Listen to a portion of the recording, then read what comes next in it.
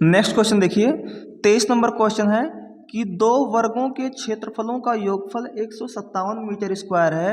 यदि इनके परिमापों का योगफल 68 मीटर हो तो दोनों वर्गों की भुजाएं ज्ञात कीजिए। वर्गों के क्षेत्रफल, तो सबसे पहले आप वर्ग जानिए, कितने वर्ग हैं इसमें? दो वर्ग। कितने वर्ग हैं? दो वर्ग हैं। इस वर्ग का साइड मान लीजिए x है, तो सभी साइड वर्ग की क्या होती हैं? इक्वल होती हैं। तो इस वर्ग की साइड आप क्या मान लीजिए? x, और इस वर्ग की साइड आप क्या मान लीजिए? y। तो आप लिख भी सकते हैं कि माना पहले वर्ग की भुजा x तथा दूसरे वर्ग की भुजा y है। ठीक है। अब अगर इसका मैं क्षेत्रफल निकालूं, क्या निकालूं मैं इसका? इस वर्ग का मैं क्षेत्रफल निकालूं, इस छोटे वाले वर्ग का, तो क्षेत्रफल क्या होता है? भुजा स्क्वायर होता है, यानी कि x का क्या हो जाएगा? स्क्वायर। और अगर इसका क्षेत्रफल निकालूं तो इसका भी क्या हो जाएगा? भुजा स्क्वायर, यानी कि इसका क्या हो जाएगा? y का स्क्वायर। दोनों का क्षेत्रफल निकल गया।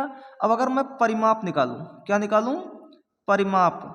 तो परिमाप क्या होता है? 4 गुणे भुजा, यानी कि 4 गुणे भुजा क्या है? x।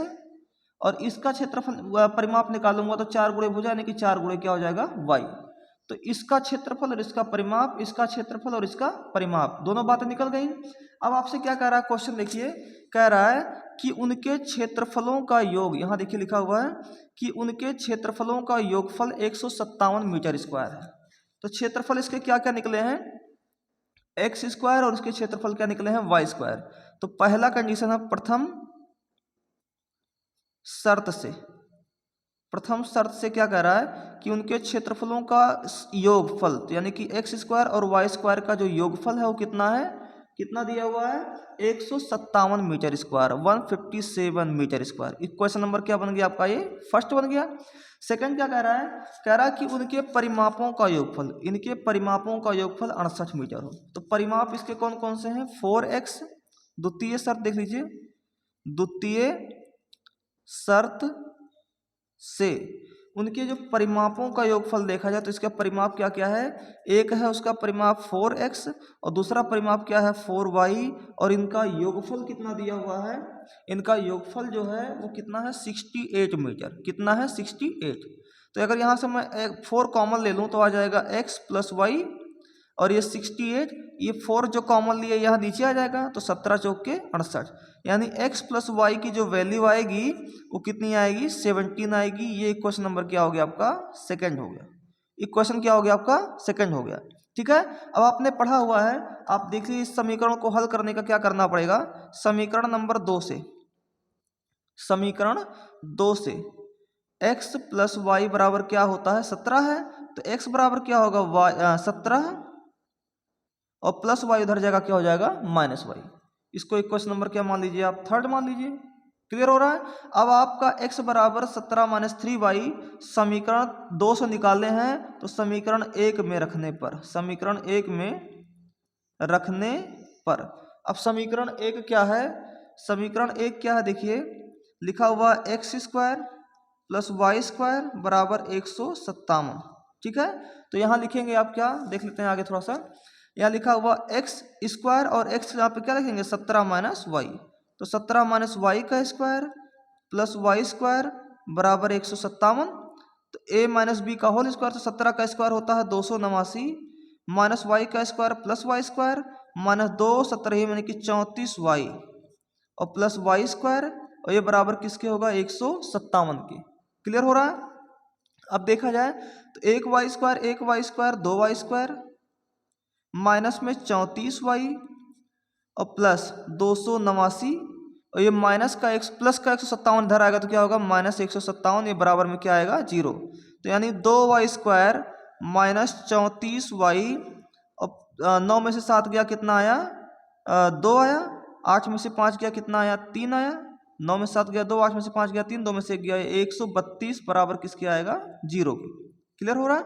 अब मैं अगर यहाँ से कॉमन ले लूँ, 2 2 2 सब में दिख रहा है, तो 2 कॉमन ले लूँ तो आएगा वाई स्क्वायर, देख लीजिए, वाई स्क्वायर माइनस 17 वाई, और माइनस 2 छक 12, 2 छक 12, तो 66 इक्वल टू क्या हो जाएगा? 0।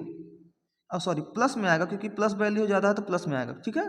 क्लियर हो रहा है? देखिए यहाँ प्लस 289 में से 157 बचाएंगे तो प्लस कितना आएगा? 132, तो प्लस 132, यहाँ प्लस 66 हो जाएगा। तो यहाँ हो जाएगा वाई स्क्वायर माइनस 17 वाई और प्लस 66, और ये गुणे का 2 उधर जाएगा बटे 2, तो 0 बटे 2 क्या होगा? 0। ठीक है। अब इस इक्वेशन को सॉल्व करते हैं इस तरफ, वाई स्क्वायर माइनस 17y बराबर प्लस 66, ये बराबर किसके है, 0 के। तो आपका गुणा करने पर कितना आना चाहिए, 66y स्क्वायर आना चाहिए, और जोड़ने पर कितना आना चाहिए, 17y आना चाहिए। इस प्रकार तोड़िए, तो वाई स्क्वायर माइनस यहाँ क्वेश्चन लगा देंगे बराबर प्लस 66 बराबर 0। तो क्या इसको मैं 11y प्लस 6y में तोड़ सकता हूँ, 11y प्लस 6y 17y हो जाएगा, और 11 इंटू 6 यानी कि 66 हो जाएगा। अब इसी को आगे सॉल्व करते हैं, तो आप कहेंगे वाई स्क्वायर माइनस 11y और minus into plus minus 6y और प्लस 66 बराबर 0। y दोनों में कॉमन दिख रहा है, तो y कॉमन ले लेंगे, तो y माइनस 11 एक ब्रैकेट में बचेगा, माइनस 6 दोनों में कॉमन दिख रहा है, तो यहाँ से माइनस 6 कॉमन ले लेंगे, तो y माइनस 11 इस ब्रैकेट में बचेगा, बराबर में 0। तो y माइनस 11 एक ब्रैकेट में और y माइनस 6 एक ब्रैकेट में, बराबर किसके आएगा, 0। एक बार y माइनस 11 को 0 के बराबर करेंगे तो y की वैल्यू क्या आ जाएगी यहाँ पर, प्लस 11, और एक बार y माइनस 6 को 0 के बराबर करेंगे, क्या करेंगे, y माइनस 6 को 0 के बराबर करेंगे तो y की वैल्यू क्या आ जाएगी, यहाँ पर 6 आ जाएगी। क्लियर हो जा रहा है, y की वैल्यू क्या आ जाएगी, 6। तो अगर मैं लंबाई निकालूं, अब आपसे क्या पूछा था, आपसे क्वेश्चन में पूछा हुआ, देख लीजिए क्वेश्चन पूछा हुआ है कि दोनों वर्गों की भुजाएं ज्ञात कीजिए। क्या ज्ञात कीजिए, भुजाएं। तो आपने पहले वर्ग की भुजा क्या निकाल दी, 11 या 6, तो इस वर्ग की भुजा होगी या तो 11 होगी, इस वर्ग की जो भुजा होगी, देख लीजिए इस वर्ग की भुजा या तो 11 मीटर होगी या तो 6 मीटर होगी। ठीक है।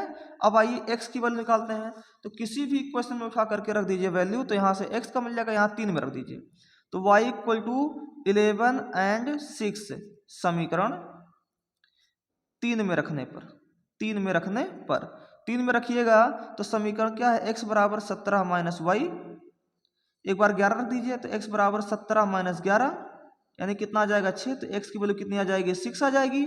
और एक बार x बराबर 17 माइनस वाई है, तो x बराबर क्या होगा, 17 माइनस, इस बार y की जगह पे 6 रख दीजिए तो कितना आ जाएगा, 11।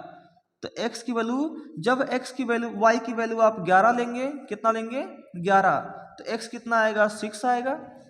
और जब आप x की y की वैल्यू आप 6 लेंगे तो x कितना आएगा, 11 आएगा। तो यानी कि ये रहा आपके पहले वर्ग की भुजा और ये रही आपके दूसरे वर्ग की भुजा। ठीक है, तो ये दोनों ही आपको आंसर दिख गया होगा। अब हम लोग बढ़ते हैं दूसरे क्वेश्चन की तरफ। ठीक है, आशा कि आपको ये क्वेश्चन समझ में आ गया।